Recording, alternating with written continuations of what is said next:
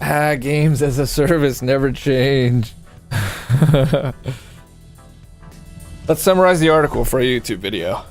Starts out with some clickbait and anonymous sources and talks about crunch time, so you think it's going to be BS. Okay. But then it actually digs into the game's development from 2012 as a Dark Souls, Enter the Gungeon, Shadow of the Colossus style game where you would go outside with a co-op team outside these walls and you would face off against the environment that spawned monsters and environmental hazards, which basically stayed in the game to a degree. All right, and then we can quickly move through the points that they changed hands 5 times. 5-6 times there was a different lead, and at the very end they got a good lead who basically just said you got to finish this thing and was able to get him across the finish line. But during the changing of the hands 5 times in both the leadership and the writing, they couldn't make any decisions on anything, and they basically threw their game script out 3 different times. They had a nice sci-fi story that was super original, then they went to a fantasy, basically Dragon Age story, and then they kind of made a hybrid of the two. Safe area detected. All right. Agent requesting I'm a black backup. guy again. Why does that keep happening? Anyway, doesn't really matter. Then the other topic that they address is that they were forced to use the Frostbite engine as a Peter Sunderland business decision, that they didn't want to license the Unreal Engine, and they thought it would streamline development across all games if they just used Frostbite from now on. But the problem is it's made in Sweden, and it's for a first-person Battlefield game, and there's no documentation. It's hacked together, and people have a really hard time working with it. Okay, then we get later into the game's development, and they show off a tech demo in Christmas of 2016 to Peter Sunderland, and Peter Sunderland says this is garbage. 1 year later, they finally make the decision, and apparently over the course of 1 weekend are able to get flying into the game, fly Peter Sunderland back out. He looks at the tech demo, which is basically scrapped together, and a QA tester had to sit there and practice the timing of it to try to make it look better than it actually was. And he says, that's fucking awesome, please show me again. He loves it. He says, that's the game I wanted to fucking make. And they scrap it together for a tech demo that shows up at E3 2017, and people think that's going to be the game, but it's not even close to the game. Cue to switching leads once more, and finally to the guy who's just going to get the game out the door.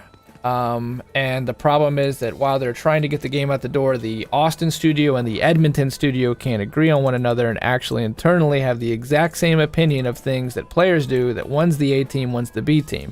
Problem is the B team made Star Wars Knights of the Old Republic online and was already aware of a lot of the problems Anthem would face because they'd already faced them when they were doing Star Wars, and said, you're going to make the player experience jarring. And they were ignored because they weren't seen as the A team.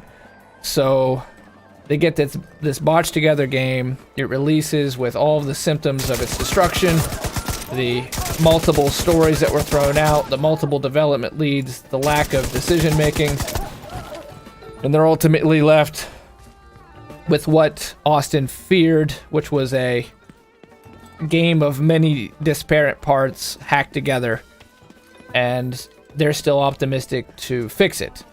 And then BioWare submitted a response before reading the article, which for some reason defends its employees, which is good, and it says, noteworthy things, that it's hard to make a new IP, and video games are very difficult to make, and they're all about the players, and they're committed to fixing it.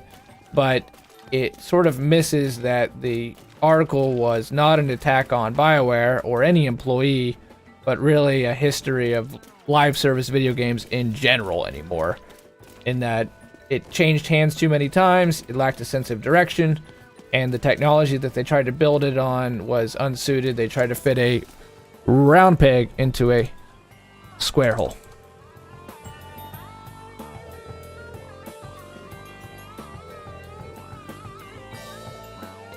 There. Alright, YouTube. Done. We made YouTube content today. Yo! Hey! Watch out. Here we go. My wife is hot! What up, wife? Thanks for being here.